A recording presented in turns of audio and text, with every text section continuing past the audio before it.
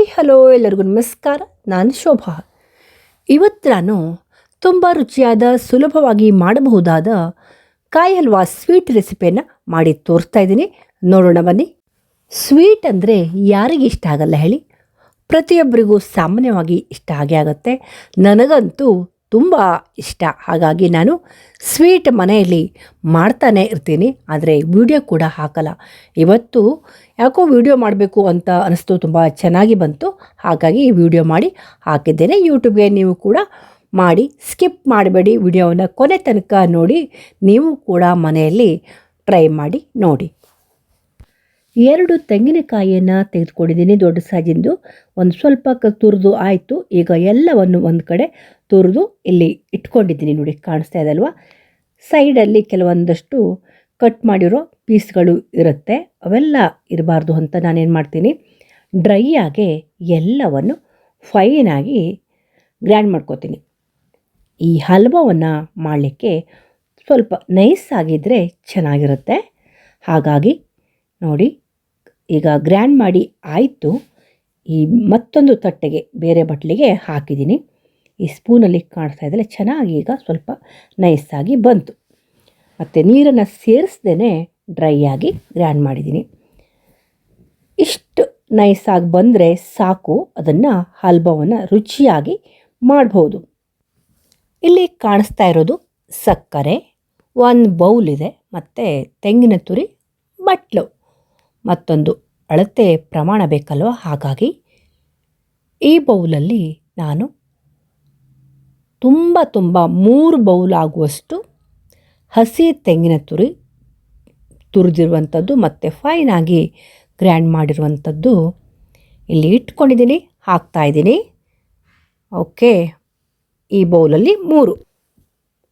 ಈಗ ನಾನು ಸಕ್ಕರೆಯನ್ನು ಅಳತೆ ಮಾಡಿ ಈ ಪಾತ್ರೆಗೆ ಹಾಕ್ತಾಯಿದ್ದೀನಿ. ದಪ್ಪ ಇರುವಂಥ ತಳ, ಸ್ವಲ್ಪ ಕುಕ್ಕರ್ ಪಾತ್ರೆನ ತೆಗೆದುಕೊಂಡಿದ್ದೀನಿ. ನೋಡಿ, ಸಕ್ಕರೆಯನ್ನು ಎಷ್ಟು ಹಾಕ್ತೀನಿ ಅಂತ. ಇದೇ ಬೌಲಲ್ಲಿ ಕಾಯಿ ತುರಿ 3 ಬೌಲ್ ಇತ್ತು, ಅದಕ್ಕಾಗಿ ಈಗ 1 ಬೌಲ್ ಸಕ್ಕರೆ ಆಯಿತು, 2 ಬೌಲ್ ಆಯಿತು. ಮತ್ತು ಎಷ್ಟು ಹಾಕ್ತೀನಿ ನೋಡಿ, 2.25, ಹೆಚ್ಚು ಕಡಿಮೆ 2 ಬೌಲ್ ಆಗುವಷ್ಟು ಸಕ್ಕರೆಯನ್ನು ನಾನು ಹಾಕ್ತಾಯಿದ್ದೀನಿ. 3 ಬೌಲ್ ತೆಂಗಿನ ತುರಿ, ಹಸಿ ತೆಂಗಿನ ತುರಿ, 2.25 ಬೌಲ್ ಆಗುವಷ್ಟು ಸಕ್ಕರೆ. ಕಾಣಿಸ್ತಾ ಇದೆ ಅಲ್ವಾ? ಕರೆಕ್ಟಾಗಿ ಅಳತೆಯನ್ನು ನಾನು ಹೇಳ್ತಾ ಇದ್ದೀನಿ. ನೋಡಿ, ಈಗ ನಾನು ಈ ಸಕ್ಕರೆ ಮುಳುಗುವಷ್ಟು ನೀರನ್ನು ಹಾಕ್ತಾಯಿದ್ದೀನಿ. ಕಾಣಿಸ್ತಾ ಇದೆ ಅಲ್ವಾ? ಚೆನ್ನಾಗಿ ಸೌಟಲ್ಲಿ ಅದನ್ನು ತೊಳಸ್ತಾ ಇದ್ದೀನಿ. ಮಿಕ್ಸ್ ಮಾಡಿದೆ, ಗ್ಯಾಸ್ ಆನ್ ಮಾಡಿದ್ದೀನಿ, ಅಲ್ಲೇ ನಿಂತ್ಕೊಂಡಿದ್ದೀನಿ. ಅಂದರೆ ಜಸ್ಟ್ ಇಟ್ಟಿದ್ದೀನಲ್ವಾ, ಮೀಡಿಯಮ್ ಫ್ಲೇಮಲ್ಲಿ ಗ್ಯಾಸ್ ಇದೆ. ನೀರಿನಲ್ಲಿ ಸಕ್ಕರೆ ಕರಗ್ತಾ ಇದೆ. ಈ ರೀತಿಯಾಗಿ ಹಲ್ವವನ್ನು ಮಾಡಿದರೆ ಅದು ಎಷ್ಟು ದಿನ ಇಟ್ಟರೂ ಕೂಡ ಹಾಳಾಗಲ್ಲ. ನೋಡಿ, ಪೂರ್ತಿಯಾಗಿ ಸಕ್ಕರೆ ಕರಗಿತು, ಕುದೀತಾ ಇದೆ.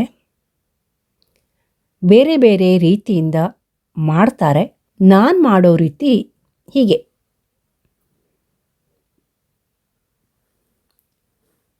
ಮೀಡಿಯಮ್ ಫ್ಲೇಮಲ್ಲಿ ಇಟ್ಟಿದ್ದೀನಿ, ಇಲ್ಲಿ ತೊಳಸ್ತಾ ಇದ್ದೀನಿ. ಯಾಕೆಂದರೆ ಆ ಕಡೆ ಈ ಕಡೆ ಹೋದರೆ ಅದು ಕೆಳಗಡೆ ಹಿಡಿದ್ಬಿಡುತ್ತೆ. ಹಾಗಾಗಿ ನೋಡಿ, ಈಗ 10 ನಿಮಿಷ ಆಗಿಬಿಡ್ತು ಇಟ್ಟು. ವೈಟ್ ನೊರೆ ಬಂತು, ತುಂಬ ಚೆನ್ನಾಗಿ ಕಲರ್ಫುಲ್ಲಾಗಿ ಕಾಣಿಸ್ತಾ ಇದೆ, ಕುದೀತಾ ಇದೆ. ಇದಕ್ಕೆ ನಾನೇನು ಮಾಡಿದ್ದೀನಿ ಅಂದರೆ, ಸ್ವಲ್ಪ ಫ್ಲೇವರ್ ಚೆನ್ನಾಗಿ ಬರಲಿ ಅಂತ ಕೇಸರಿ ದಳವನ್ನು ಕೂಡ ಹಾಕಿದ್ದೀನಿ. ಹಾಲಿನಲ್ಲಿ ಕರಡಿ ನಾನು ಹಾಕ್ತಾಯಿದ್ದೀನಿ. ತುಂಬ ಚೆನ್ನಾಗಿ ಅಂದರೆ ಚೆನ್ನಾಗಿ ಫ್ಲೇವರ್ ಬರೋದ್ರಲ್ಲಿ ಡೌಟೇ ಇಲ್ಲ. ಕ್ಲೀನಾಗಿ ಹಾಲಿನಲ್ಲಿ ಮಿಕ್ಸ್ ಮಾಡಿ ಹಾಕ್ತಾಯಿದ್ದೀನಿ. ಸ್ವಲ್ಪ ಅಂದರೆ ಎಷ್ಟು ಪ್ರಮಾಣ ಅಂತಲ್ಲ ನೋಡಿ, ಚಿಟಿಕೆಯಷ್ಟು ಕೇಸರಿಯನ್ನು ತೆಗೆದುಕೊಂಡಿದ್ದೀನಿ, ಹಾಲಿನಲ್ಲಿ ಕರಡಿದ್ದೀನಿ. ಕಾಣಿಸ್ತಾ ಇದಲ್ವ? ಇದೇ ರೀತಿಯ ಬಾಕ್ಸ್ನಲ್ಲಿ ನಮ್ಮ ಮನೇಲಿ ತಂದಿರೋದು. ಹಾಕ್ತಾಯಿದ್ದೀನಿ. ಕೇಸರಿ ಹಾಲಿನಲ್ಲಿ ಚೆನ್ನಾಗಿ ಮಿಕ್ಸ್ ಆಯಿತು. ಒಂದು ಕಡೆ ಇಟ್ಕೊಂಡಿರ್ತೀನಿ. ಕಾಯಿ ಇದೆ, ಸಕ್ಕರೆ ಪಾಕ ಕುದೀತಾ ಇದೆ, ಕೇಸರಿ ಉಳ್ಳ ಹಾಲು ಇದೆ. ಇದನ್ನು ನಾನೀಗ ಸಕ್ಕರೆ ಪಾಕಕ್ಕೆ ಹಾಕಿದೆ. ಫ್ಲೇವರ್ ಅದ್ಭುತ ರುಚಿಯನ್ನು ಕೊಡುತ್ತೆ. ಎಲ್ಲರೂ ಈ ರೀತಿಯ ಕೇಸರಿಯನ್ನು ಹಾಕಲ್ಲ, ಕೆಲವರು ಮಾತ್ರ ಹಾಕ್ತಾರೆ. ನಾನು ಮನೆಯಲ್ಲಿ ಇತ್ತು ಹಾಕಿದ್ದೀನಿ. ಹಾಕದೆ ಹೋದರೂ ಕೂಡ ನಡೆಯುತ್ತೆ, ಏನೂ ಆಗಲ್ಲ, ಚೆನ್ನಾಗೇ ಬರುತ್ತೆ. ಫ್ಲೇವರ್ ಚೆನ್ನಾಗಿ ಬರುತ್ತೆ ಅಂತ ಹಾಕಿದ್ದೀನಿ. ಚೆನ್ನಾಗಿ ವೈಟ್ ನೊರೆ ಬರ್ತಾಯಿದೆ ಸಕ್ಕರೆ ಪಾಕ. ಇದಕ್ಕೆ ನಾನೇನು ಮಾಡ್ತೀನಿ ಅಂದರೆ ಈಗ ತೆಂಗಿನ ತುರಿಯನ್ನು ಹಾಕ್ತಾಯಿದ್ದೀನಿ.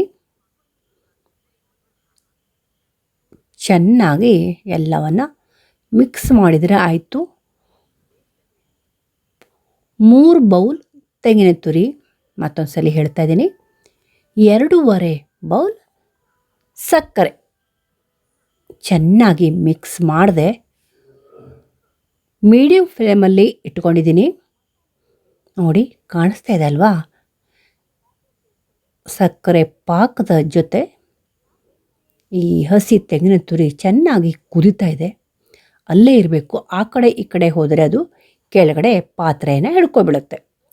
ಹಾಗಾಗಿ ಮೀಡಿಯಮ್ ಫ್ಲೇಮಲ್ಲಿ ಇಟ್ಕೊಂಡು ಅಲ್ಲೇ ಇರಬೇಕು. ಈ ಹಲ್ವವನ್ನು ಮಾಡಲಿಕ್ಕೆ ನನಗೆ 20 ನಿಮಿಷ ಬೇಕಾಯಿತು. ಇಲ್ಲಿ ಎಲ್ಲವನ್ನು ನಾನು ಇಲ್ಲಿ ತೋರಿಸ್ತಿಲ್ಲ, ಹೇಳ್ತಾ ಇದ್ದೀನಿ. ನೋಡಿ, ಇದನ್ನು ನೋಡಿದರೆ ನನಗೆ ಬಾಯಲ್ಲಿ ನೀರು ಬರುತ್ತೆ, ಅಷ್ಟು ಚೆನ್ನಾಗಿ ಕಾಣಿಸ್ತಾ ಇದೆ. ಅಷ್ಟೇ ಅಲ್ಲ, ಟೇಸ್ಟ್ ಕೂಡ ಅದ್ಭುತವಾಗಿರುತ್ತೆ. ಕೇಸರಿಯನ್ನು ಹಾಕಿದ್ದಕ್ಕಾಗಿ ಇದರ ಕಲರ್ ನೋಡಿ ಈ ರೀತಿಯಾಗಿ ಬಂದಿದೆ. ಓಕೆ,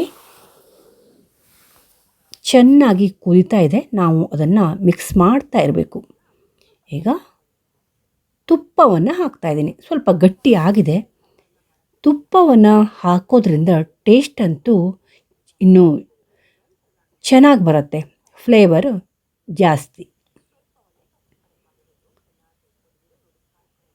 ಚೆನ್ನಾಗಿ ಮಿಕ್ಸ್ ಮಾಡಿದೆ. ನೋಡಿ,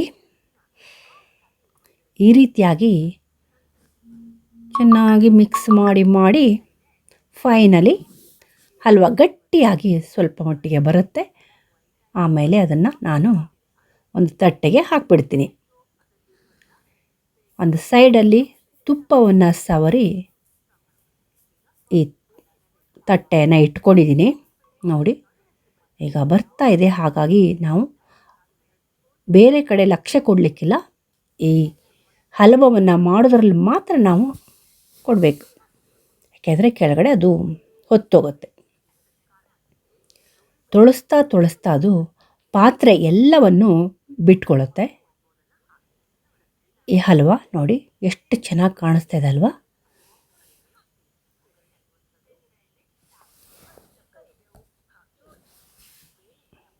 ಫೈನಲಿ ಈಗ ಅದು ಬರ್ತಾ ಇದೆ. ತೊಳಸ್ತಾ ಇದ್ದೀನಿ.